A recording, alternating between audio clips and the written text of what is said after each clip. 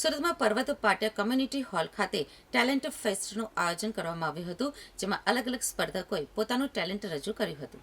યુવા ટેલેન્ટને વિકસાવવા ટેલેન્ટના મહાસંગ્રામનું ભવ્ય આયોજન સુરતના પર્વત પાટિયા કોમ્યુનિટી હોલ ખાતે કરાયું હતું. સિંગિંગ, ડાન્સિંગ અને યુનિક ટેલેન્ટ ઓડિશન યોજાયું હતું, જેમાં 70 કરતાં વધુ યુવાનોએ ભાગ લીધો હતો અને નવા સુપરસ્ટાર્સને એક પ્લેટફોર્મ પૂરું પાડવામાં આવ્યું હતું.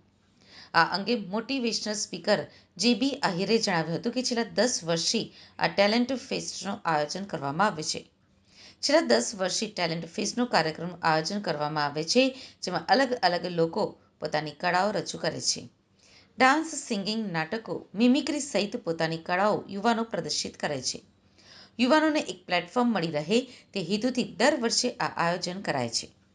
ગુજરાતના 8 જિલ્લાઓમાં આયોજન કરવામાં આવ્યું હતું, જેમાં સોમનાથ, રાજકોટ, સુરત, હિંમતનગર, કચ્છ, બનાસકાંઠા, દાહોદ અને આણંદ જિલ્લાઓમાં પહેલા ફર્સ્ટ રાઉન્ડ લેવામાં આવશે અને ત્યારબાદ તેમાંથી સિલેક્શન કરવામાં આવશે. અલગ અલગ કેટેગરીઓમાં સારું પરફોર્મન્સ કરનારને એજ ગ્રુપ વાઇઝ તેમનું સિલેક્શન કરવામાં આવશે.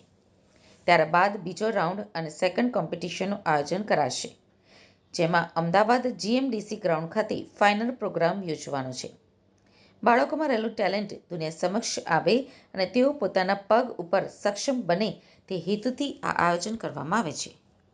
આજરોજ સુરતના આંગણે કહીએ કે પર્વતગામ કોમ્યુનિકેશન હોલની અંદર આપણે આયોજન કરવામાં આવ્યું છે.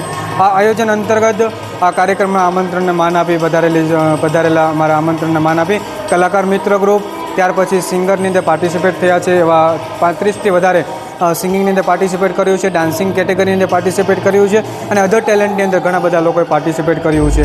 આ પાર્ટિસિપેશન થકી એમાંથી દરેક ગ્રુપ વાઇઝ અને કેટેગરી વાઇઝ લોકોને આપણે ટોપ 10 વ્યક્તિ સિલેક્શન કરવામાં આવશે અને આ કાર્યક્રમ અંતર્ગત ઘણા બધા લોકોએ આ પરફોર્મન્સ બધા લોકોએ નિહાળ્યો છે. સુરતની જાહેર જનતાને ખાસ આમંત્રણ આપવામાં આવ્યું હતું, તો આ બધા લોકો આવ્યા છો એ માટે આપ કહું ને હું આભારી છું. જય દ્વારકાધીશ.